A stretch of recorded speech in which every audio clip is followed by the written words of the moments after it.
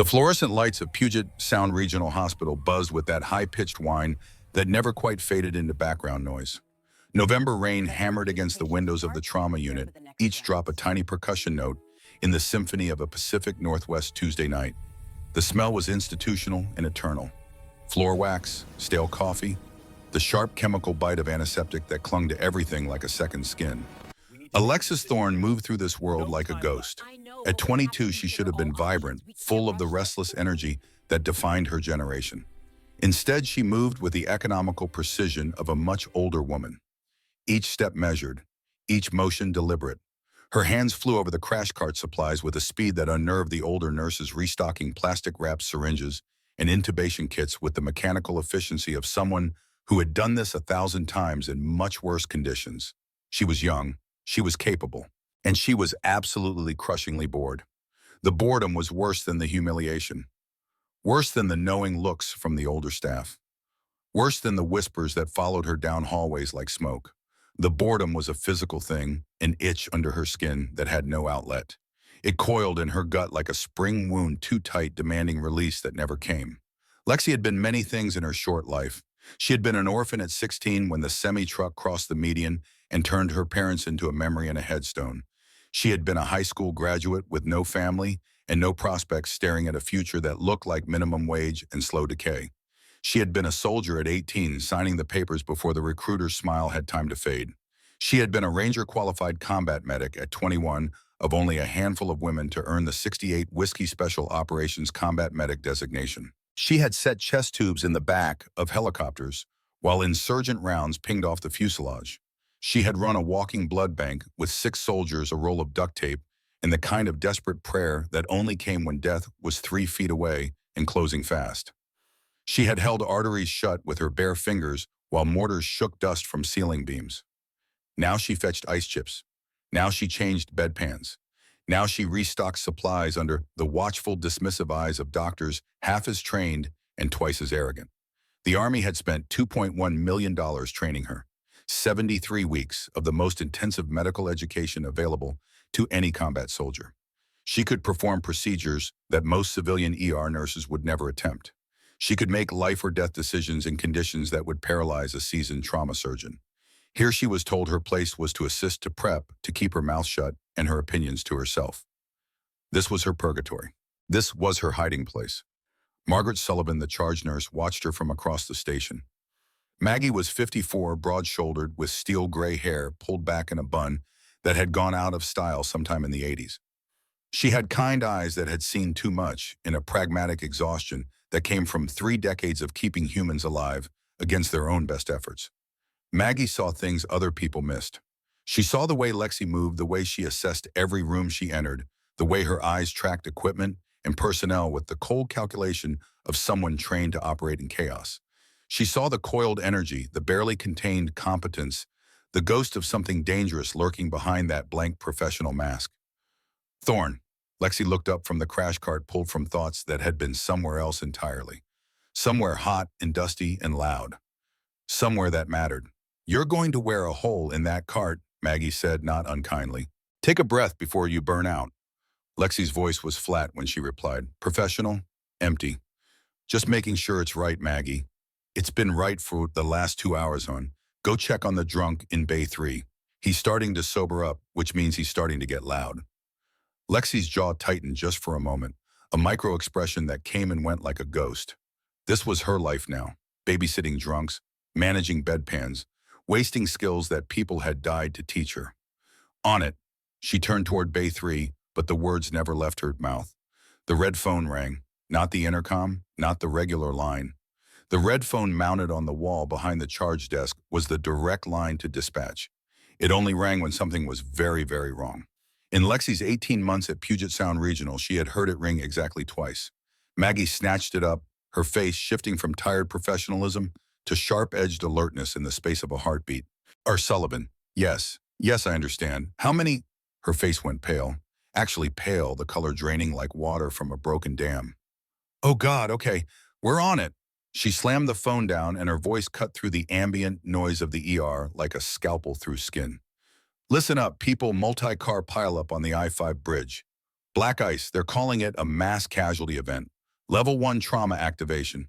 6 critical, 10 walking wounded. EMS is 5 minutes out with the first wave. I want every bay prepped and somebody get Dr. Brennan now. The ER exploded into motion. The board shuffling energy evaporated, replaced by a frantic high-strung readiness that hummed like a plucked wire. Doors hissed open, carts rattled down hallways. Dr. Emily Hartwell, a second-year resident with the perpetually worried expression of someone who knew she was in over her head, began nervously laying out surgical trays, her hands already trembling. Lexi felt something inside her shift, click, like a switch flipping. The boredom evaporated. The frustration burned away like morning fog. What remained was cold familiar and sharp as broken glass. This was what her body remembered. This was what her training had carved into her bones. She was moving before she consciously decided to move her hands, already pulling supplies, her mind already running triage protocols, her body remembering what it felt like to be useful. The ambulance bay doors crashed open with a pneumatic whoosh, bringing with them a gust of rain-soaked air that smelled of exhaust fumes and wet pavement. The first gurney slammed through wheels, skittering on the slick floor, pushed by 2 paramedics who looked like they had just crawled out of hell. Male 40s driver crushed chest, paradoxical breathing, SATs dropping to 78. He's in and out. The man on the gurney was a nightmare shade of blue-gray, his lips the color of old bruises. He was gasping, but his chest moved wrong. Horribly wrong, sucking in when he exhaled, pushing out when he tried to inhale. Classic severe flail chest. His ribs were a broken basket, multiple fractures creating a floating segment that moved independently from the rest of his chest wall. Every breath was making him worse. Every attempt to pull in oxygen was crushing his lungs instead. Dr. Marcus Brennan strode into the bay like he was answering a curtain call. At 48, he wore his authority like armor sharp and designed to intimidate. He was the chief attending of trauma surgery, a position he had clawed his way into through a combination of genuine skill and ruthless political maneuvering. He loved the title. He loved the white coat. He loved the godlike power of being the final word in a room full of life and death. He pointed a general directing troops. Bay 1, Hartwell, you're with me. Thorne, you assist. Let's move, people. Move. They swarmed the gurney like ants on a carcass, transferring the man to the trauma bay bed with practiced efficiency. The patient was terrifying to look at. His chest moved with that sickening, independent motion, the broken ribs creating a segment that defied the normal mechanics of breathing. His oxygen saturation was dropping, despite the non-rebreather mask pumping pure oxygen into his lungs. He was drowning in air. He needs a tube now, Brennan barked, already grabbing a laryngoscope. And get me a chest tray. Hartwell, you're inserting the tube. Dr. Emily Hartwell nodded, her face pale and slick with a fine sheen of nervous sweat. She grabbed the scalpel from the sterile tray, her hands visibly trembling. The patient's oxygen saturation monitor began to blare a desperate falling alarm that sounded like a nail gun firing in the small room. Beep, beep, beep, beep, beep, beep, beep. The numbers fell. 85, 82, 79. He's developing a tension pneumothorax, Lexi said, her voice flat and clinical, as she slapped a blood pressure cuff on his arm. The mechanics were obvious to anyone who understood trauma. The broken ribs had punctured his lung. Now, with every desperate breath he tried to take away, air was leaking into his chest cavity, filling the space between his lung and his chest wall. That trapped air was acting like a balloon, expanding with each breath, crushing his good lung and pushing his heart to the side. He was being killed by his own attempts to survive. I didn't ask for a diagnosis, nurse. Brennan snapped his eyes, not leaving the man's airway as he worked to secure the breathing tube. Just do your job.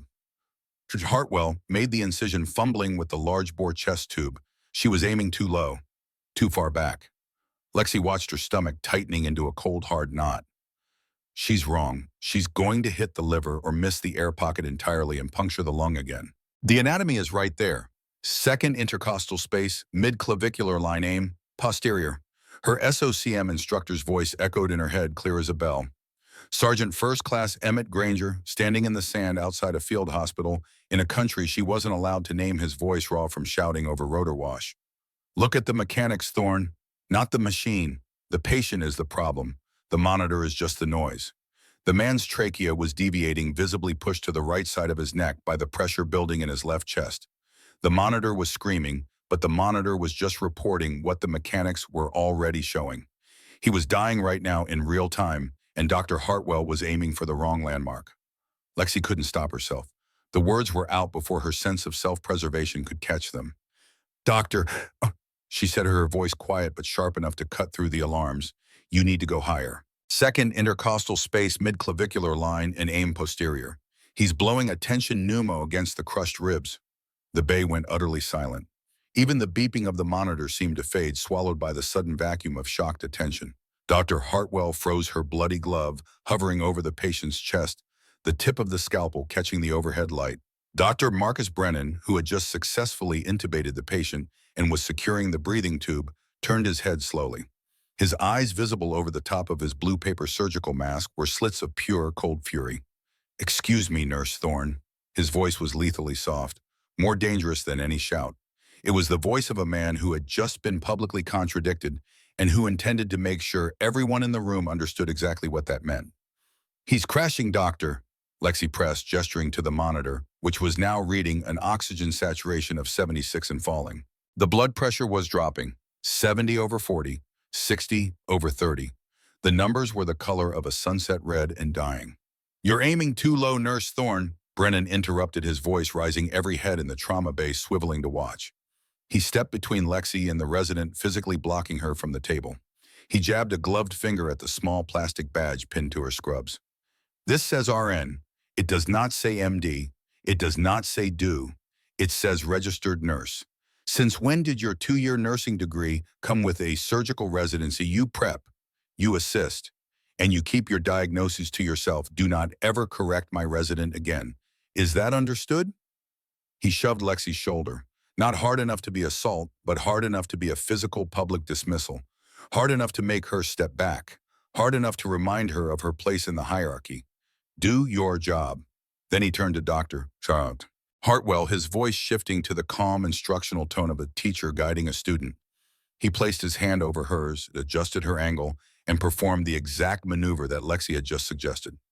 Second intercostal space, mid-clavicular line, posterior trajectory. The tube went in. There was a sickening, wet hiss of air as the trap pressure released the sound of a life being saved by millimeters in seconds. The patient's chest inflated properly for the first time since the accident. The monitor's alarm quieted the numbers, climbing like a drowning man breaking the surface. 85, 90, 94. Dr. Brennan looked at Lexi, his expression one of pure triumphant disdain. He had just saved a man's life using her suggestion, and he was going to make absolutely certain she got no credit for it. Now go get me a saline flush, he said, his voice dripping with condescension, unless you think you know a better way to do that too. The other nurses and residents quickly looked away, suddenly very busy with imaginary tasks. Nobody wanted to be associated with the nurse who had just committed career suicide by correcting the chief of trauma surgery in front of his entire team. Lexi's jaw was so tight it ached. Her knuckles were white where she gripped the bedrail. Every muscle in her body was locked rigid with the effort of not responding, not defending herself, not screaming the truth that everyone in this room knew, but would never acknowledge. You arrogant, petty bastard. You would rather let him die for 30 seconds than be corrected by a nurse. I have more trauma training in my left hand than you accumulated in your entire residency. I have done this exact procedure on a mountainside in a sandstorm using a multi-tool and a piece of sterilized IV tubing. I have held men together with duct tape and prayers while you were sleeping in a call room. But she said nothing. This was her prison. This was the price of hiding. This was what happened when you tried to disappear into the civilian world after the military decided you were too dangerous, too disobedient, too willing to question orders. She just nodded, her eyes cold and empty. Yes, doctor. She turned and walked away toward the supply room, the humiliation, a hot metallic taste in her mouth, like blood from a bitten tongue. Behind her, she could hear Dr. Brennan's voice, already moving on, already forgetting her, already rewriting the narrative in his own favor. This was her life now, a world run by arrogant men who valued protocol over life hierarchy, over competence, ego over results. A place where she was forced to hide what she was forced to watch them fumble with skills she had mastered years ago, forced to be small and quiet and forgettable. 18 months ago, she had been Specialist Alexis Thorne, 68W, Special Operations Combat Medic, 75th Ranger Regiment. She had worn the tan beret. She had earned the Ranger tab. She had been one of the most highly trained medical professionals in the United States military. Now she was nobody. Now she was just another nurse in cheap scrubs restocking supplies and swallowing her pride one humiliating shift at a time. The supply room was quiet. Fluorescent lights hummed overhead. Shelves lined with plastic-wrapped sterile equipment stretched toward the ceiling. Lexi stood in front of a cart loaded with saline flushes, her hands flat on the metal surface, her head bowed. She closed her eyes and tried to remember why she had made the choice that brought her here. The memory hit like a mortar round. 18 months ago, May 2023. Desert Forward Operating Base Location Classified. The heat was apocalyptic, the kind of dry baking heat that turned sweat to salt before it could drip. The FOB was a collection of plywood structures and concrete barriers surrounded by concertina wire and watchtowers. Dust covered everything.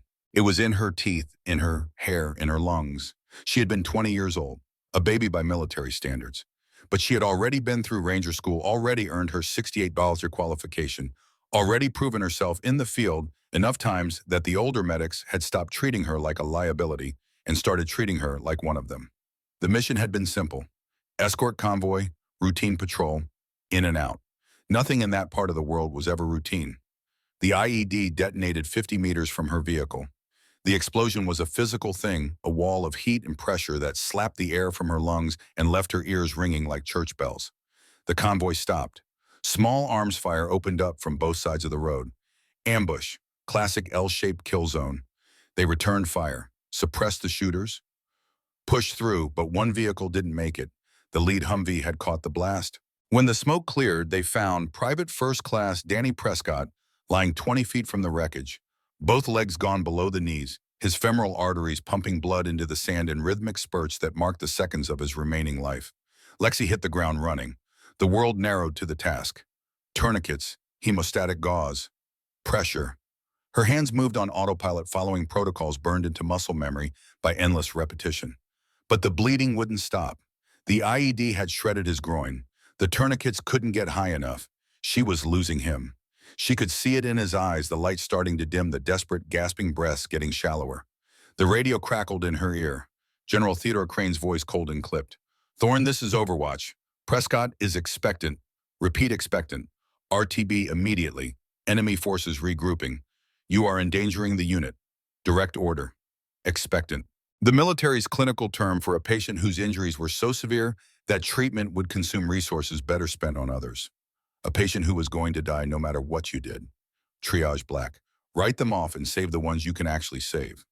Lexi looked down at Danny Prescott. He was 19 years old. He had a girlfriend back home and a baby he had never met.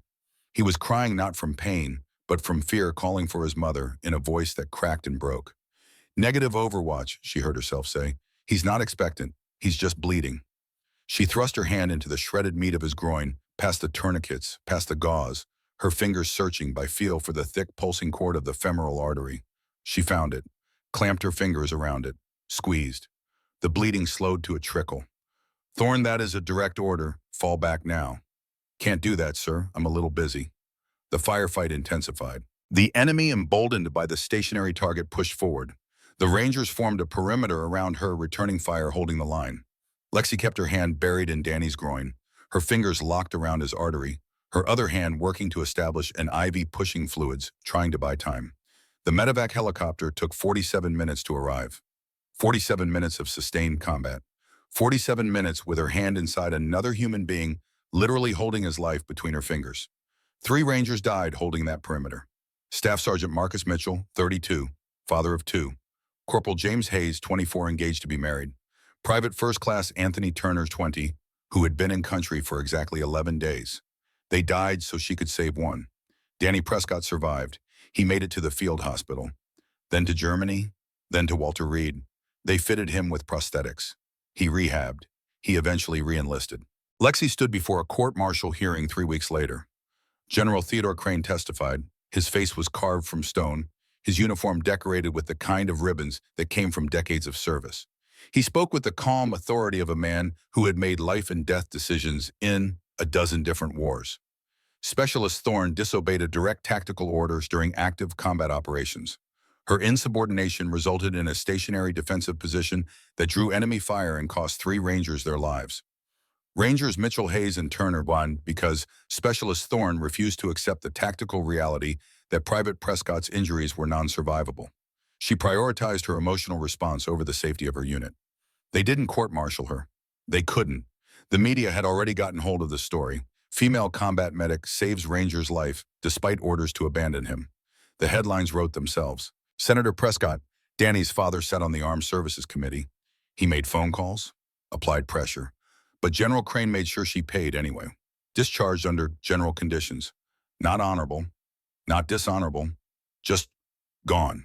Blacklisted from every military medical position, every contractor, every VA hospital. Crane's influence reached everywhere, a shadow network of phone calls and quiet recommendations that slammed every door before she could knock. At 20 years old, with $2 million of training and a chest full of trauma experience, Alexis Thorne found herself unemployable in the field she had dedicated her life to. She eventually landed here. Puget Sound Regional Hospital. Night shift. Restocking supplies. Fetching ice chips. Changing bedpans. Using 5% of her training and exactly 0% of her potential. General Crane had buried her alive. Lexi opened her eyes. They were dry. She was beyond tears. She grabbed the saline flush and returned to the trauma bay. The rest of the shift blurred together. More patients from the pileup. Broken bones, lacerations, a few more critical cases that Dr. Brennan handled with his typical combination of genuine skill and theatrical arrogance. Lexi assisted. She prepped. She kept her mouth shut. At 3 in the morning, during a brief lull, she stood at the nurse's station updating charts. The ER had quieted. Most critical patients stabilized or transferred. The storm outside had eased to a drizzle. A man sat in the waiting area. Lexi wouldn't have noticed him except that he had been there since before the mass casualty event. He wore a dark gray hoodie pulled up over his head, athletic build visible even through the loose clothing. He sat with the kind of stillness that suggested military training. Not fidgeting, not checking his phone, just waiting. When Lexi glanced his way, he was looking directly at her. Their eyes met for just a moment. He didn't look away, didn't pretend he hadn't been staring. There was something in that gaze, a kind of recognition that made Lexi's pulse spike. Then she saw it, just a glimpse as he shifted his arm. A tattoo barely visible below the sleeve of his hoodie. Navy Trident, the SEAL insignia. He raised his phone to his ear, never breaking eye contact with Lexi, and spoke quietly. She couldn't hear the words, but she could read his lips well enough. Target confirmed, visual on Thorne. She's exactly what we need. Lexi's hand trembled, just for a second, just long enough for her to realize that 18 months of hiding might be coming to an end. She looked away, pretending she hadn't seen, pretending she hadn't understood. But her heart was hammering against her ribs like it was trying to escape her chest. When she looked back, the man was gone. The shift ended at 7 a.m. Dawn was breaking over Tacoma, painting the low clouds in shades of bruised purple and dirty gold. Lexi changed out of her scrubs in the locker room, moving slowly, her body aching with the familiar exhaustion of a night shift spent on her feet. She pulled on jeans and a sweatshirt, laced up her worn running shoes, and grabbed her backpack. Everything she owned that mattered fit in that bag. Some clothes, a toothbrush, a photo of her parents that she never looked at but couldn't throw away, her challenge coin from Ranger School, a folded flag from Danny Prescott's father sent with a note she had never been able to read. She walked out the back exit, avoiding the main hallways, avoiding the possibility of running into Dr. Brennan or any of the other staff. The rain had stopped, but the air was cold and damp, smelling of wet asphalt and the salt tang of Puget Sound somewhere in the distance. She was halfway to the bus stop when her phone rang. Unknown number. She stared at it, thumb hovering over the decline button. Nobody called her. She had no family, no friends. The few people from her old life who still had her number knew better than to use it. She answered anyway. Thorne. The voice on the other end was male, professional, with the kind of careful neutrality that came from years of delivering bad news. Specialist Thorne, this is Colonel Nathan Hayes, Joint Special Operations Command. I need you to listen very carefully. Lexi stopped walking. The world seemed to tilt slightly, like she was standing on the deck of a ship in rough seas. I'm not specialist anything, she said carefully. I was discharged. I'm aware. I'm calling because approximately 4 hours ago, a level 1 trauma patient was brought to your hospital. Male, mid-30s, multiple gunshot wounds. Does this ring a bell? Lexi's mouth went dry. I don't know what you're talking about. His name is Lieutenant Garrett Rhodes, call sign Phoenix. Navy SEAL Team 6. He was on a classified operation when he was ambushed by a professional kill team. 40 gunshot wounds, Precision targeting designed to bypass body armor and cause maximum bleeding. He should be dead right now. But he's not, because you cracked his chest open with a scalpel and held his aorta shut with your bare hands. Lexi said nothing. Her brain was screaming at her to hang up, to run, to disappear. But her feet stayed planted on the wet sidewalk. Miss Thorne, Lieutenant Rhodes, was not a random victim. He was on his way to recruit you when he was ambushed. Someone with access to highly classified personnel files knew he was coming for you. Someone wanted him dead before he could make contact. Why would he want to recruit me? Lexi asked, her voice barely above a whisper. I'm burned. I'm toxic. Nobody wants me. That's not entirely accurate. There are people who very much want you, people who understand what you are and what you can do, people who need someone who will disobey orders when those orders are wrong. Lieutenant Rhodes has been looking for you for 8 months, Miss Thorne, and tonight you proved you're exactly what he hoped you'd be. A black sedan pulled up to the curb beside her, government plates, tinted windows. The rear door opened. Colonel Hayes's voice continued in her ear. Get in the car, Miss Thorne. We need to talk about what happens next. And we need to do it somewhere General Crane can't listen. Lexi stood on the sidewalk, rain beginning to fall again, the phone cold against her ear. Inside the sedan, she could see 2 figures, a man in a suit, a woman with short hair, and the hard eyes of someone who had seen too much. She thought about the man in the waiting room, the Navy Trident tattoo, the whispered phone call. She thought about Lieutenant Rhodes, whoever he was, bleeding out in a trauma bay because he had been coming to find her. She thought about the last 18 months, the suffocating boredom, the humiliation, the waste of everything she had been trained to do. She got in the car, the door closed with a solid final sound. The sedan pulled away from the curb, merging into morning traffic, carrying her away from Puget Sound Regional Hospital and towards something she couldn't yet name. Behind her in the rearview mirror, she watched the hospital disappear into the rain in the distance. She never looked back. The sedan moved through Tacoma's morning traffic with the smooth confidence of a vehicle that never worried about being pulled over.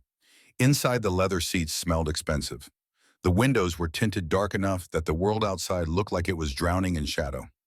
Lexi sat in the back seat, hands folded in her lap, every muscle coiled and ready.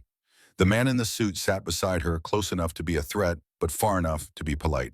The woman drove, her eyes flicking to the rearview mirror every few seconds, checking not just for tails but for Lexi's reactions. These were not people who made mistakes. Agent Cole Blackwell was 42 years old and looked like he had spent most of those years reading classified files in windowless rooms. His suit was charcoal gray and perfectly tailored. His face was unremarkable in that deliberate way that suggested years of practice at being forgettable. But his eyes were sharp, analytical, constantly processing information like a computer running background calculations. Agent Victoria Sterling drove with one hand on the wheel, the other resting casually near her hip, where Lexi could see the subtle bulge of a concealed sidearm. She was 38, lean and hard, in the way that came from actual combat rather than gym workouts. Her hair was cut military short, dark with threads of silver at the temples. She had the kind of face that never fully relaxed, always maintaining a low-level vigilance that marked her as someone who had survived situations where relaxation meant death. Neither of them had shown badges. They didn't need to. Everything about them screamed federal authority with the kind of quiet confidence that came from operating in spaces where normal rules didn't apply. Blackwell spoke first, his voice calm and measured. Before we go any further, Miss Thorne, I need you to understand something. Nothing we're about to tell you is on any official record. This conversation doesn't exist. The car you're sitting in doesn't exist. We don't exist. Are we clear? Crystal, Lexi replied, her voice flat. Good. Then let's start with what you already know. The patient you saved last night, Lieutenant Garrett Rhodes, callsign Phoenix, is one of the most decorated special operations soldiers currently serving. Team 6, multiple classified operations, the kind of record that would be impressive if anyone was allowed to read it. Sterling glanced in the mirror, catching Lexi's eyes. 8 months ago, Rhodes started looking for someone, a combat medic with a very specific skill set and a very specific history, someone who had proven they would prioritize saving lives over following orders, someone who had been burned by the system badly enough that they had no reason to trust it anymore. He was looking for me, Lexi said quietly. For 8 months, Blackwell confirmed. He tracked you through back channels, pulled strings we didn't even know existed, waited until he had approval to make contact. Last night was supposed to be that contact. He was going to walk into your ER, introduce himself, and make you an offer. But he didn't make it, Lexi said. No, he got ambushed 3 blocks from the hospital. Professional hit team, 12 shooters. They knew exactly where he was going and exactly when. The only reason he survived was because he's arguably the best close-quarters combatant in the Navy, and he had the advantage of surprise. He killed 4 of them before they put him down. Sterling took a corner smoothly, the sedan's suspension absorbing the turn like water over rocks. The wounds you saw weren't random, she continued. That was a plate dump, professional mobility kill. They were aiming for the gaps in his body armor. Bilateral axillae inguinal regions, supraclavicular zones, pelvis gutters. They wanted him to bleed out slowly, suffer die in a way that looked like he had taken massive trauma, but wasn't instantly fatal. Why, Lexi asked. Blackwell pulled out a tablet, tapped the screen, and showed her a file. The header read Operation Ghost Protocol in red letters that seemed to pulse with warning. 6 months ago, someone started hunting discharged special operations personnel. Not openly, not obviously. But the pattern is there if you know where to look. 12 operators dead so far, all of them dishonorably discharged or forced out under questionable circumstances. All of them killed in ways that looked like accidents or suicides. Car crashes, drug overdoses, falls from buildings. He swiped through photos. Young faces, hard eyes, the unmistakable bearing of military training. Each photo was marked with a red X and a date. These were all highly trained soldiers who got burned by the system. Some disobeyed orders, some reported corruption, some just asked the wrong questions. The military cast them out, and someone is systematically eliminating them before they can be recruited by units like the one Rhodes is building. Lexi stared at the photos, her mind working through the implications. You think someone is trying to prevent the formation of black ops units made up of burned operators? We know someone is, Sterling said, because they also tried to kill you. The sedan pulled into an underground parking garage, descending 3 levels into concrete and darkness. The fluorescent lights cast everything in shades of sickly yellow-green. Sterling parked in a spot far from the entrance between 2 support pillars that created a natural blind spot from the security cameras. They sat in silence for a moment. Then Blackwell turned to face Lexi directly. Miss Thorne, you need to understand what's happening here. Lieutenant Rhodes wasn't the only one compromised last night. There was another operation, a training mission about 40 miles south of here. 7 Rangers routine patrol exercise. Except someone changed the coordinates. They walked into an ambush. 6 died, 1 survived. Lexi felt cold dread spike through her chest. Who survived? Private Dylan Foster, 19 years old, 2 months in country. He survived because he was carrying something very, very important. Documents, evidence, proof of defense contract fraud on a scale that makes Watergate look like a parking ticket. $4.2 billion, Miss Thorne. 42 people implicated. Pentagon officials, congressional staffers, defense contractors, and the man at the center of it all. Blackwell swiped to a new photo. An older man in dress uniform, chest covered in ribbons, face carved from granite. General stars on his shoulders. General Theodore Crane. Lexi stopped breathing. She knew that face. She had stared at it across a hearing room 18 months ago while he systematically destroyed her career. She had memorized every line, every cold angle, every expression of righteous authority as he explained to a panel of officers why Specialist Alexis Thorne was too dangerous to remain in uniform. Crane, she whispered. Crane, Blackwell confirmed. Retired 4 years ago, moved into the private sector, defense consulting. He's been on contractor payroll for 15 years, using his position to steer contracts, bury evidence, eliminate threats.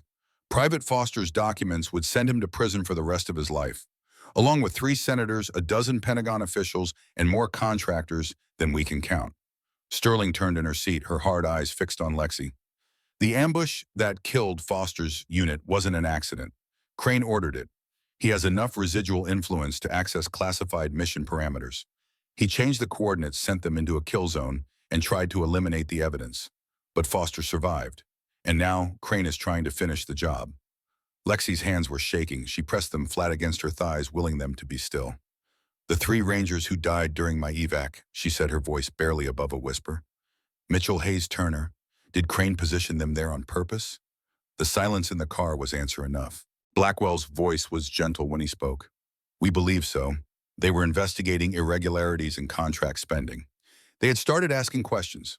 Crane needed them dead, but he couldn't just execute his own men. So he created a situation. He sent Private Prescott's unit into an area with known IED activity.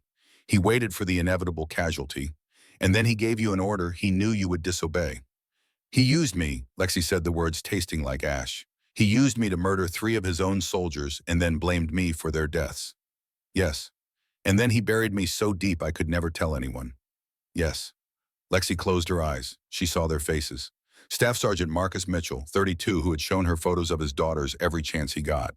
Corporal James Hayes, 24, who had been planning his wedding and kept asking her opinion on flowers because his fiancée wanted someone with a woman's perspective. Private First Class Anthony Turner, 20, who had been so new to the unit that he still flinched at loud noises.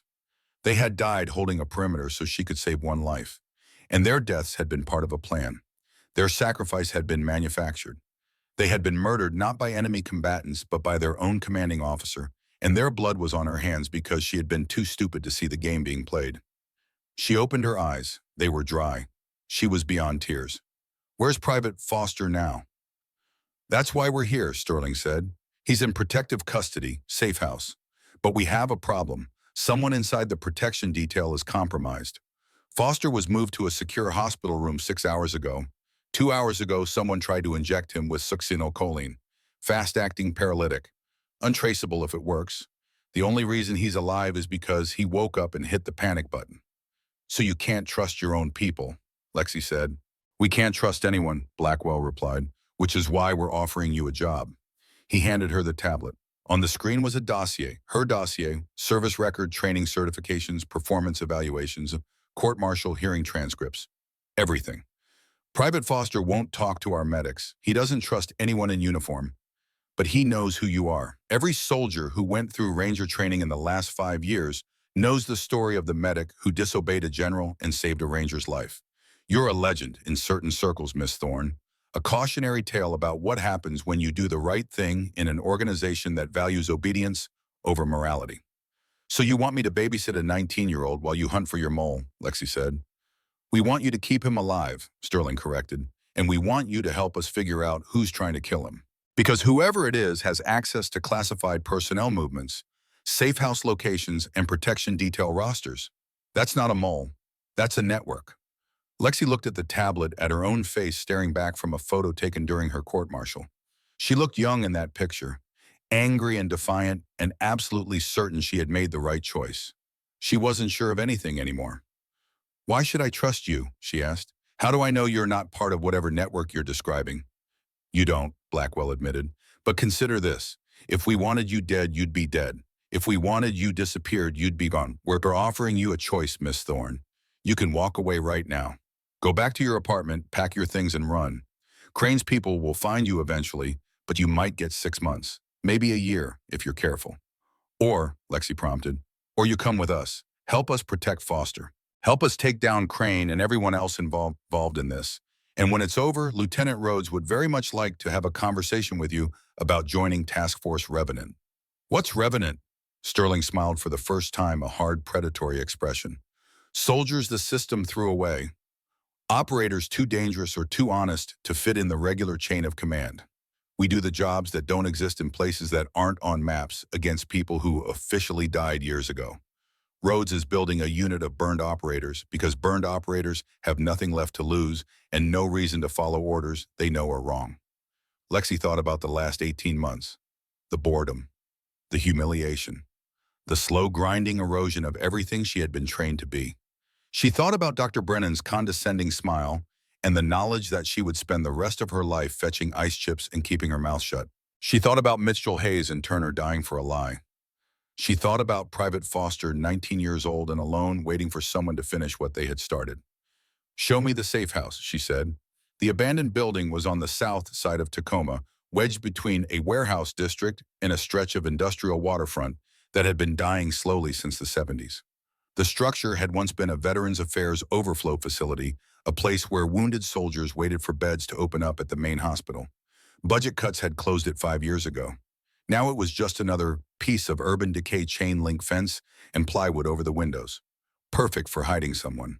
They entered through a side door that looked locked but opened smoothly when Sterling pressed her palm against a concealed biometric reader. Inside the building was less decrepit than it appeared from the street.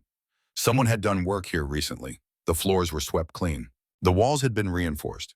Security cameras covered every angle. Two men in tactical gear stood at the end of the main hallway. They didn't wear uniforms or unit patches, just black cargo pants, plate carriers, and the flat, watchful expressions of people who were very good at violence. Sterling nodded to them as they passed. Neither man nodded back. Private Dylan Foster was in what had once been a patient room on the second floor. The door was steel, the kind that belonged in a prison rather than a hospital. Sterling knocked twice, waited, then opened it with a keycard. Inside the room was sparse. A bed, a chair, a small bathroom visible through an open door. No windows. The fluorescent lights overhead buzzed with that sound that eventually drove people insane. Dylan Foster sat on the edge of the bed wearing Army PT uniform, his hands clasped between his knees. He looked up when they entered, his eyes moving from Sterling to Blackwell to Lexi, assessing, calculating, trying to determine if this was a threat. He was thin in the way of young soldiers who hadn't quite filled out yet, all sharp angles and nervous energy. His hair was regulation short, his face pale from too much time indoors. He had the look of someone who hadn't slept well in days, dark circles under his eyes like bruises. When his eyes landed on Lexi, something changed in his expression. Recognition, hope, fear. "Yuba," he said, his voice cracking slightly. "You're the one from the hospital. The one who saved Lieutenant Rhodes." Lexi stepped into the room, her posture deliberately non-threatening. She had done this before, approached traumatized patients who didn't know if you were there to help or hurt them. "I'm Alexis Thorne," she said quietly. "These people tell me you need protection, that someone is trying to kill you. Is that true?" Dylan's hands tightened between his knees. He nodded. "Tell me what happened," Lexi said. She pulled the chair closer and sat down eye level with him. Not standing over him, not treating him like a subordinate, just two people talking. Dylan took a shaky breath. "We were on a training mission. 7 of us. Supposed to be routine patrol practice tactics, nothing heavy. But when we got to the coordinates, everything was wrong. The terrain didn't match the briefing. The route we were supposed to take led straight through a natural choke point, and there were fighting positions, fresh ones. Someone had dug in and waited for us." His voice was getting faster, the words tumbling out like water through a broken dam. "They opened up on us from 3 sides, RPGs, small arms, everything. We tried to fall back, but they had the high ground. Sergeant Morrison took a round through the neck. Corporal Davis got hit by an RPG. There wasn't even enough left to bring home. Private Washington Specialist Brooks all gone in the first 2 minutes. I only survived because I was carrying the documents and I stayed low, crawled into a drainage ditch, and played dead until they left." "What documents?" Lexi asked, though she already knew. Dylan looked at Blackwell, who nodded. "Evidence," Dylan said, "of contract fraud, defense spending. I was supposed to deliver them to a congressional investigator. My unit was providing security. But someone knew. Someone changed our route and sent us into a kill zone. And when I made it out, when they realized I was still alive with the documents, they sent someone to the hospital to finish me." He pulled up his sleeve, showing a purple bruise on his inner arm where an eye had been. "I woke up and someone was standing over my bed. I couldn't see their face. They were wearing scrubs, looked like they belonged there. But something was wrong, the way they moved, the way they were reaching for my IV port. I hit the panic button, and they ran. The nurses found a syringe, succinylcholine. If I hadn't woken up, it would have looked like my heart just stopped. Natural causes." Lexi examined the bruise, her medic's eye automatically assessing. She could see the needle mark slightly off-center from where the IV had been placed. Amateur work, or someone working in the dark, or someone who had been rushed. "You did good," she told him. "You survived when 6 others didn't. That takes skill and luck. Don't feel guilty about it." "How did you know I felt guilty?" Dylan asked. "Because I've been where you are," Lexi said simply. "I survived something that killed others, and I spent a long time wondering if I should have died with them." Dylan's eyes were wet when he looked at her. "They're saying you disobeyed orders to save someone, that you got 3 Rangers killed. Is that true?" "It's true that 3 Rangers died," Lexi said carefully. "It's true that I disobeyed a direct order. What's not true is that their deaths were my fault. They were murdered by the same man who's trying to kill you now, General Theodore Crane. He used my rescue as cover to eliminate soldiers who were investigating him, just like he used your training mission to try to eliminate you." "Jesus," Dylan whispered. "You're not going anywhere," Lexi said, her voice firm. I'm going to keep you alive until we can put Crane and everyone else involved in a cell. That's a promise. Dylan nodded, some of the tension leaving his shoulders. He believed her, or at least he wanted to believe her badly enough that it amounted to the same thing. Sterling cleared her throat. Miss Thorne, we need to discuss logistics. This location is secure for now, but we have to assume it's been compromised. Crane has access to too many channels.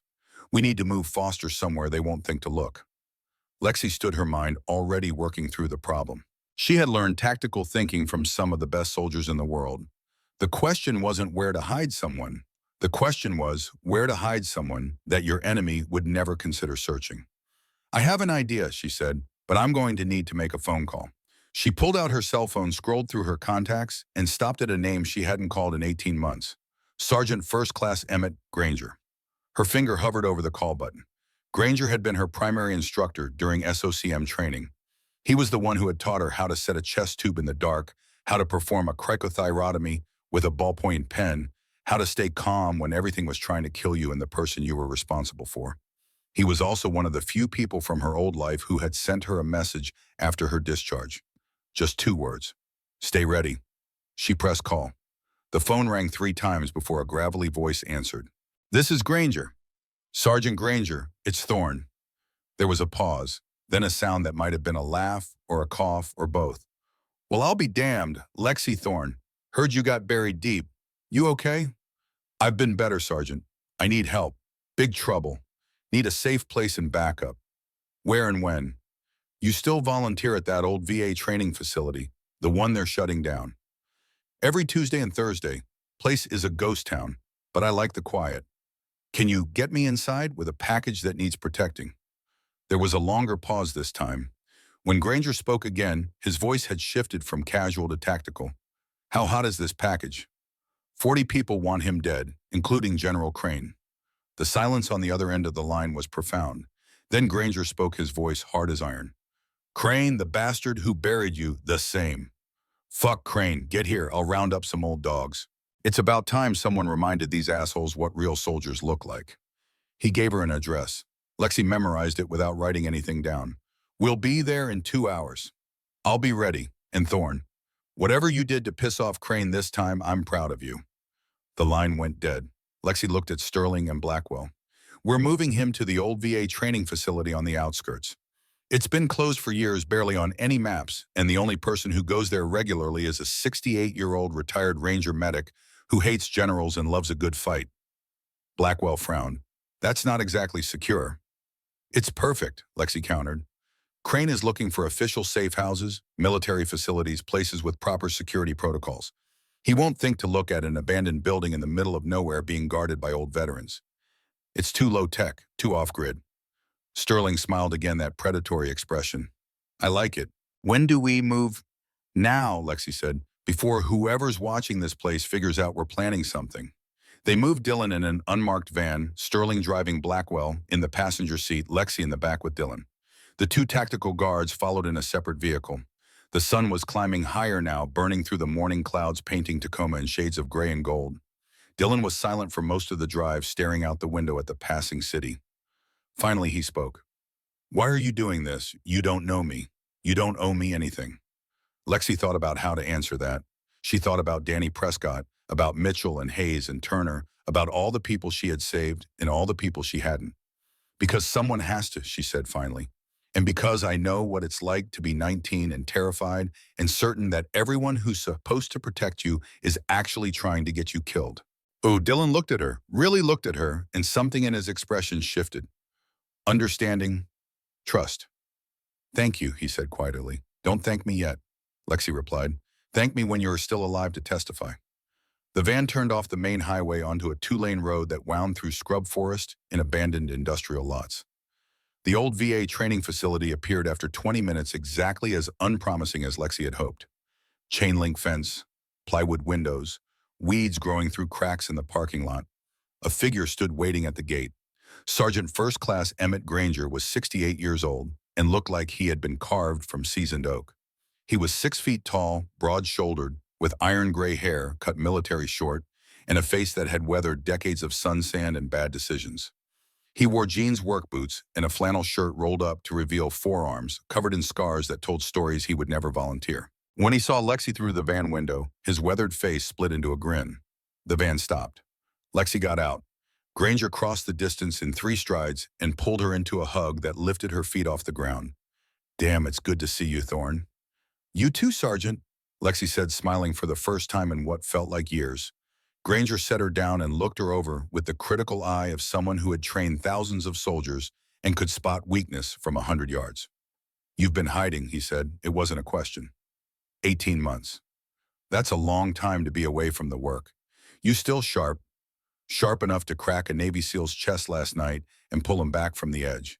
Granger's eyebrows went up. Field expedient thoracotomy, with a scalpel in pure spite. "That's my girl," Granger said, the pride evident in his voice. Then his expression hardened. "Now tell me about Crane. Tell me why I'm about to make an enemy of a general." Lexi told him everything.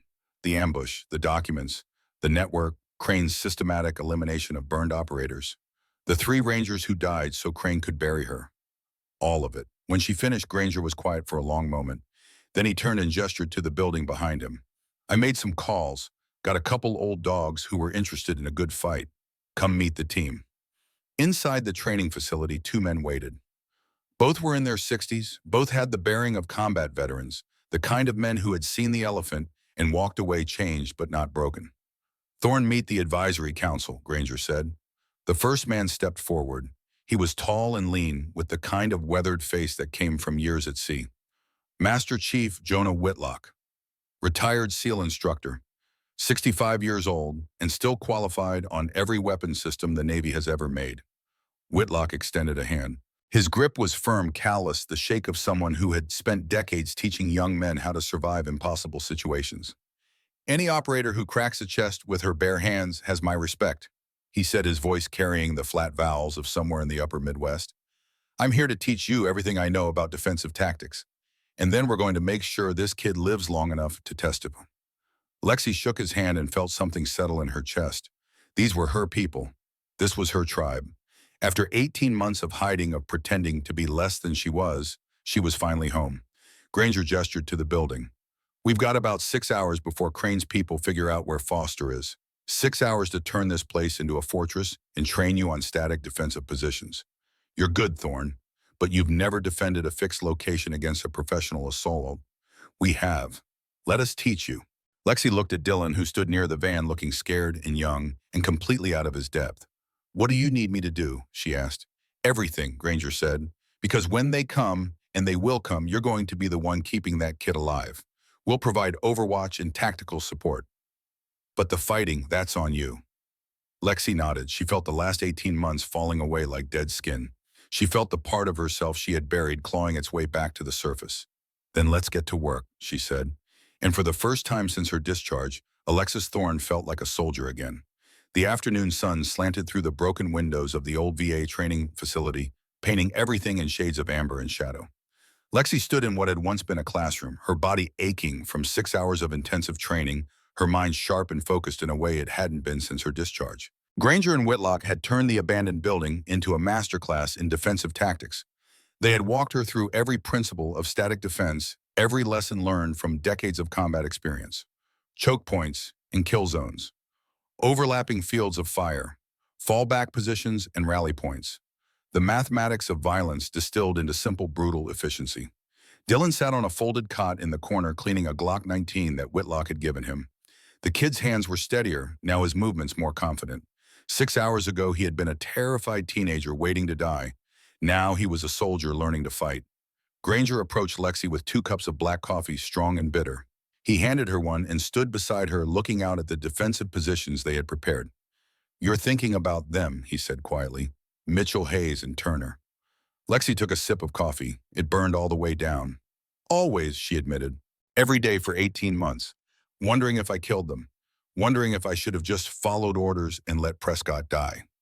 "You want to know something?" Granger asked. He didn't wait for an answer. "I knew them. All 3. Mitchell was in my advanced trauma course back in '09. Hayes did a rotation through my unit in 12. Turner was fresh, but he had potential. Good men. Solid soldiers." Lexi's throat tightened. "After you got discharged," Granger continued, I did some digging, called in favors, talked to people who owed me. You know what I found? Crane positioned those three in the most exposed sector of that operation on purpose. He knew they were investigating contract irregularities. He knew they had started asking questions about spending that didn't add up. So he created a situation where they would die and he could blame it on enemy action. But I gave him the opportunity, Lexi said. If I had just followed orders. If you had followed orders, Danny Prescott would be dead and 3 different soldiers would have died in his place. Crane was going to get his men killed one way or another. The only variable was which men and under what circumstances. You didn't kill Mitchell Hayes and Turner Lexi. Crane did. He murdered them. And then he used your heroism as the murder weapon so you'd carry the guilt instead of him. Lexi closed her eyes. She had spent 18 months believing she was responsible for their deaths. 18 months of guilt so heavy it felt like physical weight. And now Granger was telling her it had all been manipulation, that she had been a tool, a weapon wielded by a corrupt general to eliminate his own soldiers. The guilt didn't disappear, but it shifted, changed shape, became something else. Rage. He used me, she said, her voice flat and cold. He did. He murdered 3 Rangers and made me believe it was my fault. Yes. And now he's trying to kill a 19-year-old kid to cover up 15 years of fraud. That's about the size of it. Lexi opened her eyes. They were dry. She was beyond tears now, beyond grief. What remained was clarity, sharp and bright and absolute. When they come, she said, I'm going to make sure Crane knows I'm the one who stopped him. I'm going to make sure he understands that the soldier he tried to bury is the one who put him in a cell. Granger smiled, a fierce expression that had nothing to do with humor. That's the spirit. Now come on, Whitlock wants to show you something. They found the Master Chief on the 2nd floor standing in what had once been a supply room. He had cleared away the debris and set up a table covered in weapons. Not military issue. Personal firearms, the kind that civilians could legally own. Hunting rifles, shotguns, a few handguns. This is what we're working with, Whitlock said, gesturing to the modest arsenal. Nothing fancy, nothing illegal. Just tools that old men use for sport and home defense. But in the right hands, in the right positions, they'll be enough. He picked up a bolt-action hunting rifle, worked the action with the smooth confidence of someone who had done it 10,000 times. Granger and I will be positioned on the 2nd floor. Overwatch. We can cover the main approaches and provide suppressing fire if they try to rush the building. But we're not the primary defenders. We're too old, too slow. We're support. You're the tip of the spear. How many do you think they'll send? Lexi asked. Depends on how much Crane wants Foster dead and how much he's willing to expose, Whitlock replied. If he's smart, he'll send a small team. 6 to 8 contractors, professional, quiet, in and out before anyone knows they were here. But Crane has a pattern of overestimating threats and underestimating opposition. My guess, he sends 12 to 15. Overwhelming force. He wants to make sure there are no survivors and no witnesses. 16, Granger corrected. He'll send 16. Crane always operates in multiples of 4, 4-man fire teams. It's how he was trained, and men like him never change their patterns. Sterling appeared in the doorway, her phone pressed to her ear. She looked grim. That was our surveillance team. They picked up radio chatter. Military encryption, but commercial frequency. Someone is coordinating movement in this area. Multiple vehicles. ETA approximately 90 minutes. They found us, Lexi said. They found us, Sterling confirmed. Blackwell is setting up in the basement with Dillon. Hardened position. If they breach the upper floors, that's the final fallback point. But if it gets to that, we've already lost. Lexi felt her pulse quicken, but not with fear, with anticipation, with the cold, focused readiness that came from knowing violence was imminent and being prepared to meet it on your own terms. Positions, she said. Everyone to your positions. This is happening now. The next hour passed with the strange elastic quality of time before combat. Minutes felt like hours. Seconds stretched into eternities. Lexi moved through the building one last time, checking sight lines, verifying fields of fire, making sure every weapon was loaded and every magazine was within easy reach. She had changed into tactical pants and a dark shirt that Sterling had provided. Body armor sat heavy on her chest plates, rated to stop rifle rounds. A Glock 19 rode on her hip. A combat knife was strapped to her thigh. She looked at herself in a cracked mirror in what had once been a bathroom and barely recognized the woman staring back. This was who she had been before. This was who Crane had tried to bury. Dylan found her there, his own body armor strapped on his hands, wrapped around the Glock like it was a lifeline. "I'm scared," he said simply. "Good," Lexi replied. "Fear keeps you sharp. Fear keeps you alive. The guys who aren't scared are the ones who get killed doing something stupid." "Have you done this before, defended a position against attack?" "Not exactly like this," Lexi admitted. "But I've been in firefights. I've patched up soldiers while people were trying to kill us. I've made decisions under pressure that meant the difference between life and death. This is different, but the principles are the same. We have the advantage of preparation. We know they're coming. We chose this ground. We set the rules. All they have is numbers. And training," Dylan added. "So do we, and ours is better." A sound echoed through the building, the distant rumble of vehicles approaching. Multiple engines, moving fast. Lexi's radio crackled, Granger's voice calm and steady. "4 vehicles, black SUVs, no markings. They're parking 2 blocks out. Looks like they're dismounting for foot approach." "Copy," Lexi replied. She looked at Dylan. "Time to go to your position. Stay with Blackwell. Do exactly what he says. If something happens to me, if they breach this floor, you do not try to be a hero. You stay hidden and you wait for extraction. Understand?" Dylan nodded, his face pale but determined. "I understand." "Good. Now move." He left at a run, his boots echoing down the hallway. Lexi took a breath, held it, released it slowly. Her hands were steady. Her mind was clear. She had trained for this. She had been trained by the best soldiers in the world for exactly this kind of situation. She keyed her radio. "All positions, this is Thorn. They're coming. Rules of engagement are simple. Anyone who enters this building without authorization is a hostile. We are authorized to use lethal force. Do not hesitate. Do not show mercy. These people are here to kill a 19-year-old kid, and they will kill all of us to do it." Questions? Silence on the radio. "Good. Stay sharp. Stay alive. Thorn out." She moved to her primary position, a reinforced corner on the first floor, with sight lines covering the main entrance in the eastern approach. She had stacked furniture to create a barricade, leaving firing ports that gave her cover while maintaining offensive capability. A fire extinguisher sat within reach, positioned for use as an improvised weapon or smokescreen. Medical supplies were stashed nearby. If this turned into a sustained fight, she would need to treat wounded without abandoning her position. The building was silent now. Everyone was in position. Everyone was waiting. Lexi's radio crackled again. Whitlock's voice barely above a whisper. "I have eyes on 16 individuals. Full tactical kit. Moving in standard breach formation. These are professionals." "Copy," Lexi replied. "Granger, can you confirm count?"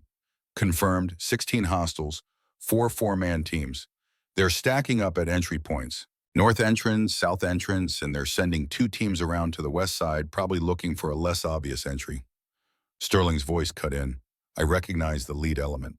Private contractors. Redstone Security Group. They do wet work for anyone who pays.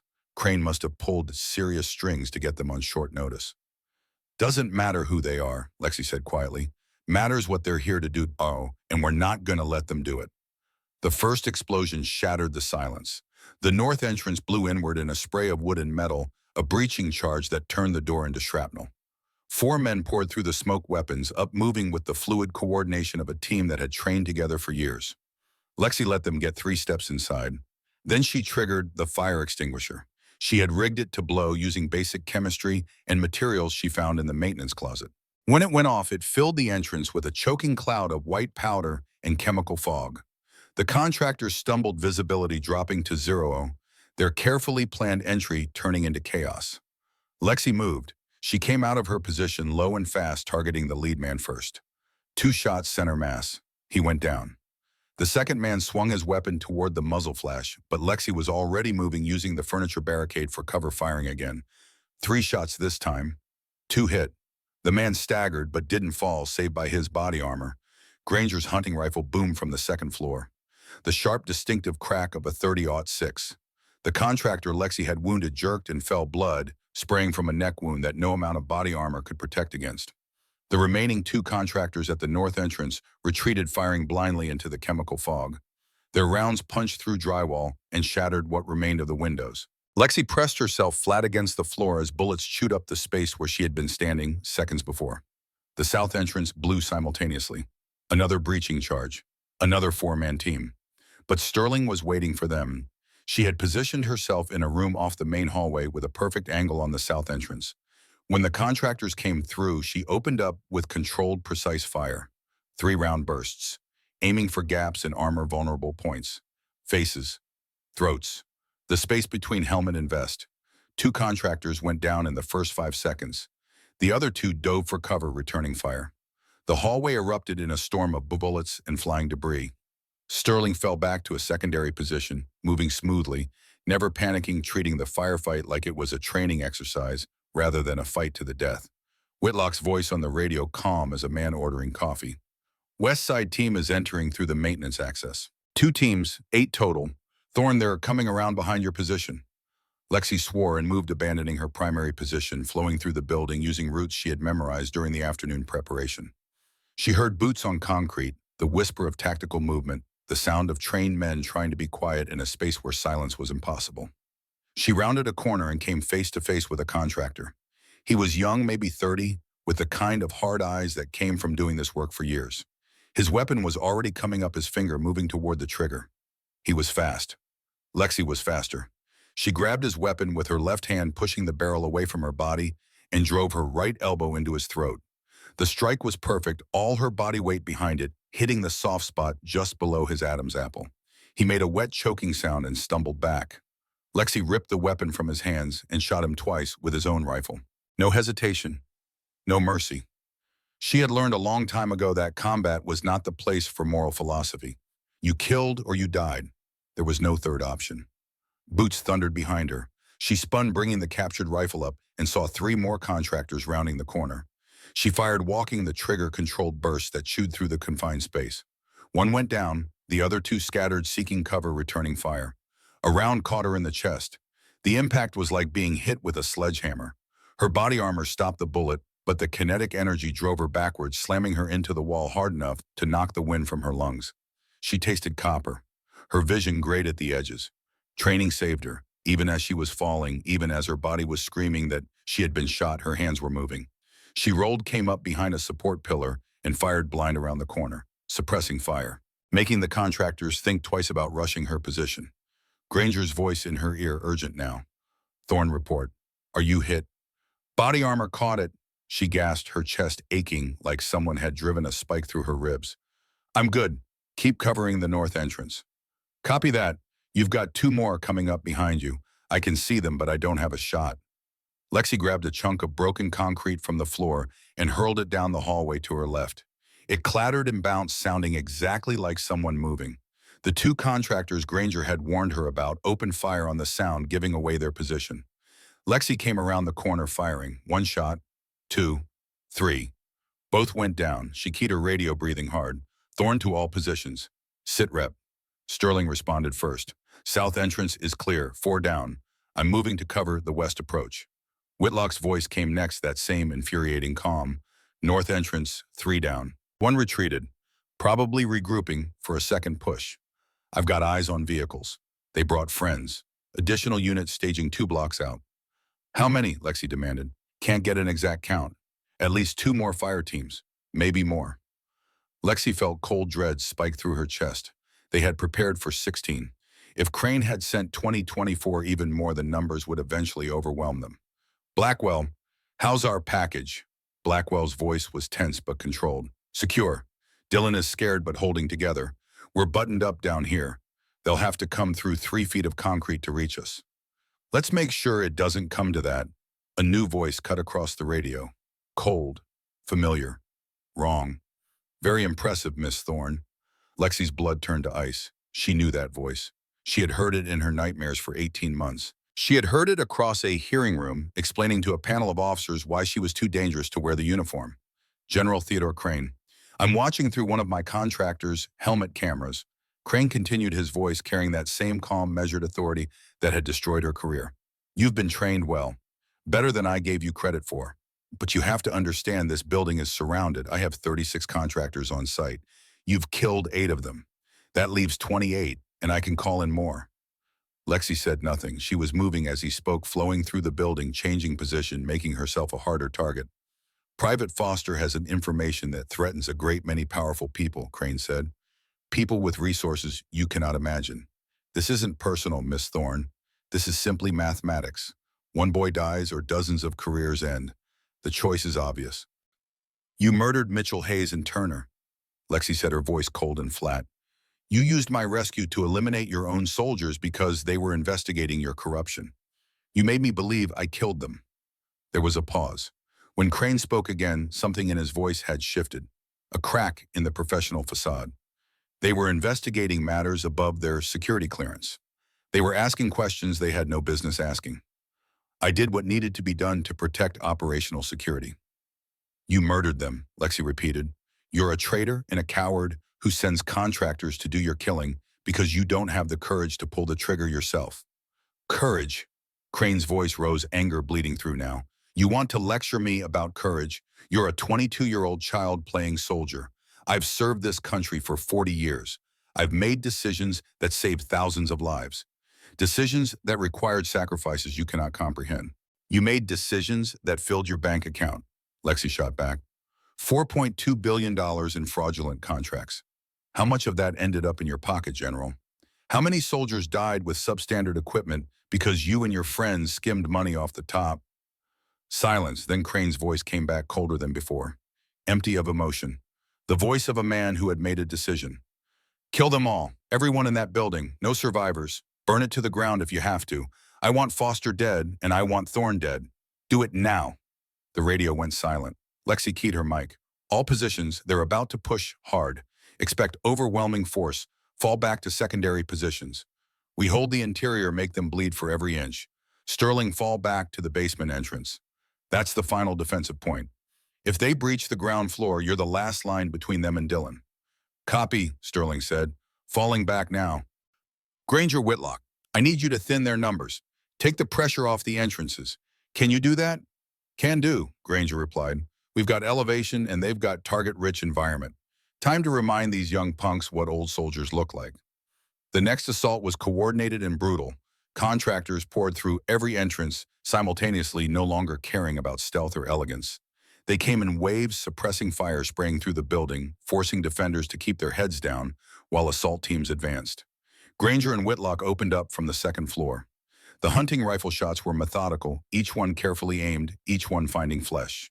Granger was working his bolt action with the smooth rhythm of a man who had done this 1,000 times before. Whitlock had a semi-automatic rifle firing in controlled bursts, picking targets with the cold precision of a SEAL instructor who had forgotten more about combat shooting than most people would ever learn. Contractors fell, but more kept coming. Lexi fought from room to room using every trick she knew. She used darkness, killing lights, and forcing the contractors to rely on weapon-mounted flashlights that gave away their positions. She used angles, positioning herself in corners where she could see enemies before they saw her. She used sound, making noise in one location and attacking from another. She killed 5 more contractors in 15 minutes of savage close-quarters combat. But she was slowing down. The impact from the round that hit her body armor had cracked ribs. Every breath was agony. Her movements were getting sloppy, a half-second slower than they should be. And the contractors were learning, adapting to her tactics, coordinating better. A grenade bounced around a corner. Lexi saw it, recognized what it was, and dove. The explosion was enormous in the confined space, the overpressure slamming her into a wall. Her ears rang. Blood dripped from her nose. She couldn't hear anything except a high-pitched whine that drowned out everything else. 2 contractors came around the corner, weapons up. Lexi fired from the ground. Her first shot went wide. Her second caught one in the leg. He fell. The other one adjusted his aim, his weapon tracking toward her, his finger tightening on the trigger. The back of his head exploded. Whitlock's voice in her ear, barely audible through the ringing. I got him. Move, Thorne. Get up and move. Lexi forced herself to her feet. Her legs didn't want to work properly.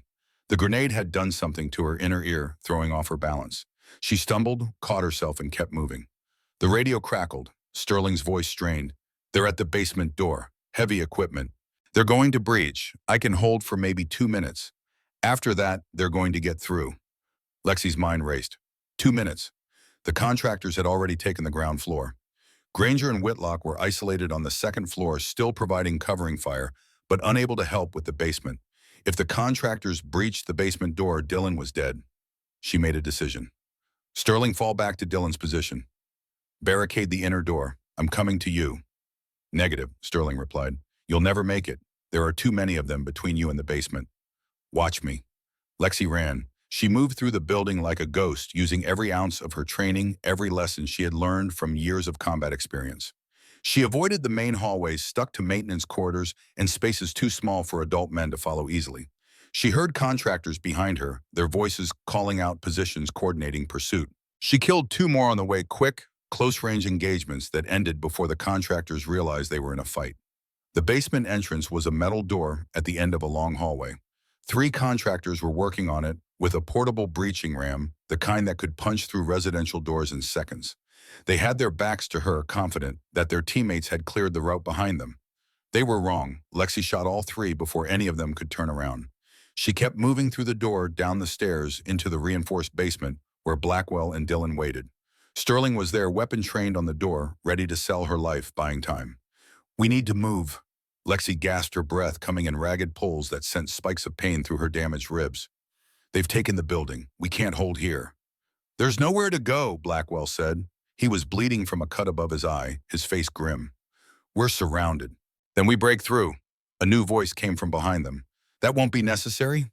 Lexi spun weapon coming up, finger on the trigger. Lieutenant Garrett Rhodes stood in a maintenance tunnel entrance she hadn't known existed. He was wearing full tactical gear, body armor, and weapons, moving carefully but confidently, despite the bandages visible under his vest. Behind him were six more operators, all armed, all moving with the fluid precision of SEAL Team 6. Sorry I'm late, Rhodes said, and despite everything, despite the pain and the exhaustion and the certain knowledge that she had been seconds from death, Lexi felt herself smile. Better late than never, Lieutenant. The rest of my team is clearing the building from the outside in. We had eyes on this location for the last hour, waiting to see if you could handle it yourselves. You did good, real good, but it's time to end this. Crane Lexi asked. Not here. He's directing from a command vehicle 3 blocks out, but he's not going anywhere. Rhodes pulled out his phone and played a brief audio clip. Sirens, radio chatter, FBI call signs. Agent Blackwell's people have been building a case for months. They were just waiting for him to make a move big enough that they could act without political interference. About 20 minutes ago, they boxed in his command vehicle. He tried to leave. They arrested him on the spot. It's over. Blackwell's radio crackled. He listened, then looked at Lexi with something approaching satisfaction. Confirmed, FBI has Crane in custody. He didn't resist, just sat there like he couldn't believe it was over. Lexi felt something release in her chest. Not relief, not joy, just completion. Good, she said quietly. I want to see him go to trial. I want to watch him rot in a cell. You will, Sterling promised. We'll make sure of it.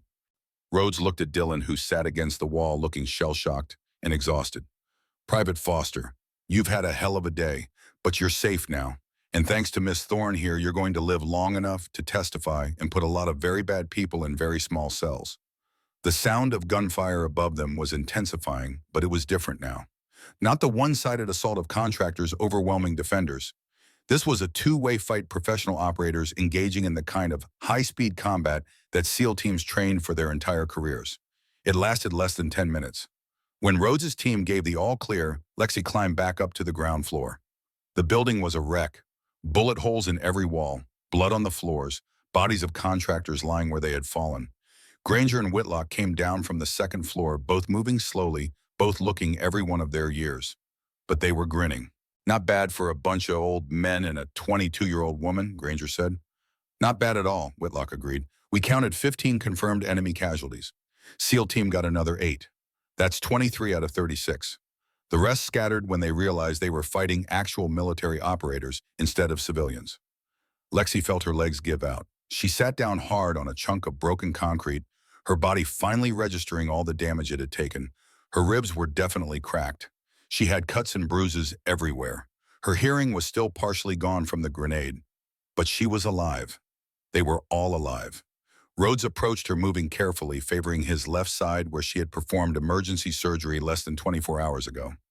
That was the most impressive defensive action I've seen from someone not on a SEAL team, he said. Granger tells me you orchestrated the whole thing in less than 6 hours. Turned this building into a fortress and held off a force 3 times your size. I had good teachers, Lexi replied, nodding toward Granger and Whitlock. You had good instincts, Rhodes corrected. The teachers just showed you how to use them, which brings me to why I was coming to find you in the first place. He sat down next to her, both of them looking like refugees from a war zone, both of them alive when they probably shouldn't be. Task Force Revenant, he said. Black Operations Unit. Operators who got burned by the system. We do jobs that don't officially exist in places that aren't on maps. I need a combat medic who will tell me when I'm wrong, who won't quit no matter how bad it gets, and who can crack my chest open with a scalpel if that's what it takes to keep me alive. I'm 22 years old, Lexi said. Dishonorably discharged. Toxic. Burned. Perfect, Rhodes replied. I don't want someone clean. I want someone who knows the system is broken and isn't afraid to work outside it. Someone exactly like you. Lexi thought about the last 18 months. The boredom, the humiliation, the waste. She thought about Mitchell Hayes and Turner murdered by the system they had sworn to serve. She thought about Danny Prescott alive because she had made the hard choice. She thought about who she had been before Crane buried her, and who she could be again. I have conditions, she said. Name them. 1, I'm not just a medic. I train as a full operator. I carry weapons. I make tactical decisions. Done. 2, when we're not deployed, I want to teach. Train the next generation of combat medics. Make sure they don't end up like me. I'll make it happen. 3, if we ever cross paths with another Crane, someone who uses their authority to murder their own people, I get first shot. Rhodes smiled, a hard expression that had nothing to do with joy. That's why I want you, Thorne. Welcome to Revenant. He extended his hand. Lexi shook it, feeling something click into place in her chest. Purpose, direction, a reason to be. For the first time in 18 months, she knew exactly who she was. 6 months passed like water. Lexi stood at the front of a classroom at Fort Bragg, looking out at 40 young faces, all of them eager and terrified and hungry to learn.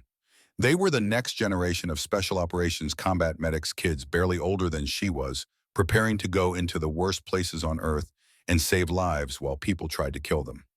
Most of you will never face combat, she told them, her voice carrying the authority of someone who had earned the right to be heard. But someday you will face a situation where protocol fails, where the patient is dying and the textbook answer doesn't work, where you have to choose between following orders and doing what's right. She paused, looking at each of them in turn. I'm here to teach you how to make that choice and how to live with the consequences. A young soldier in the front row raised his hand. He looked nervous. Ma'am, is it true you got discharged for saving someone? Yes, Lexi replied simply. Would you do it again? Lexi thought about Danny Prescott alive and serving as a SEAL instructor at another base. She thought about Dylan Foster, who had testified against 42 individuals and sent them all to federal prison. She thought about Mitchell Hayes and Turner, whose families finally knew the truth about how they had died. Every single time, she said, because that's who we are. We're medics. We don't quit on people. Ever. After class, a familiar face waited in the hallway. Margaret Sullivan, looking older but still sharp-eyed, smiled when she saw Lexi. Heard you were teaching now, Maggie said. Thought I'd come see for myself. Maggie, Lexi crossed the distance and hugged her. What are you doing here? Retired last month. Decided to do some traveling. Fort Bragg seemed like a good place to start. She studied Lexi's face. You found your way back. I did, thanks to people who believed in me when I didn't believe in myself. Maggie squeezed her shoulder. That's what family does. They talked for a few more minutes, catching up, bridging the 18 months of silence. Then Maggie left, promising to stay in touch, and Lexi felt another piece of her past settle into place. Rhodes was waiting for her outside, dressed in civilian clothes, but with his kit bag over his shoulder. Operational gear. A mission was imminent. Ready? He asked. Where? Classified. Bad people doing bad things. Someone needs to stop them. Lexi grabbed her own kit bag from her locker. Inside was everything she needed. Medical supplies, weapons, body armor, everything that defined who she was now. She thought about the photo she kept in her locker. Not of her parents, though she still carried that one. This was a new photo. Danny Prescott with prosthetics, smiling at the camera. Dylan Foster at his testimony, looking older than 19. A memorial photo of Mitchell Hayes and Turner with a note from Granger that simply said, proud of you. She closed the locker and turned to Rhodes. Let's go to work. They walked toward the waiting helicopter, 2 operators among many, part of a unit that didn't officially exist, but did work that mattered more than most people would ever know. The helicopter lifted off into the twilight, carrying them toward another mission, Another impossible situation, another chance to do what they had been trained to do. In the passenger seat, Lexi looked down at the base growing smaller below them. She thought about how far she had come. From orphan to soldier to outcast to this. Back in the fight. Back where she belonged. Her radio crackled. Rhodes's voice. "You good, Doc?" Lexi smiled, the expression barely visible in the dim light of the helicopter. "I'm good, Phoenix. Let's save some lives." The helicopter banked and turned, heading toward the horizon where the last light was fading. Behind them, Fort Bragg disappeared into darkness. Ahead, somewhere in the shadows, people needed help. And Alexis Thorne was ready to give it. Always ready, always willing, always a ranger. The screen faded to black. Text appeared, white letters on darkness. Task Force Revenant operates in the shadows. Their missions are never acknowledged. Their sacrifices never recorded. But the lives they save are real. Alexis Thorne continues to serve as combat medic and instructor. She has deployed on 47 classified missions and trained over 300 special operations combat medics. Private Dylan Foster testified against 42 individuals. All received federal sentences ranging from 15 years to life. General Theodore Crane received life imprisonment without parole for murder, treason, and racketeering conspiracy. Sergeant First Class Emmett Granger and Master Chief Jonah Whitlock continue to serve as senior tactical advisors and instructors. They have trained hundreds of young operators and remain active in veteran support organizations. The names of Staff Sergeant Marcus Mitchell, Corporal James Hayes, and Private First Class Anthony Turner have been added to the Special Operations Memorial. Their families were informed of the true circumstances of their deaths. General Crane's role in their murders was officially acknowledged. Private First Class Daniel Prescott serves as a SEAL instructor. He walks on prosthetic legs and trains the next generation of warriors. Once a ranger, always a ranger. The text faded. The screen went dark. In the silence that followed, there was only the truth. Some soldiers never stop serving. Some fights never really end. And some people refuse to be buried no matter how deep the grave. Alexis Thorne was one of them, and her story was just beginning.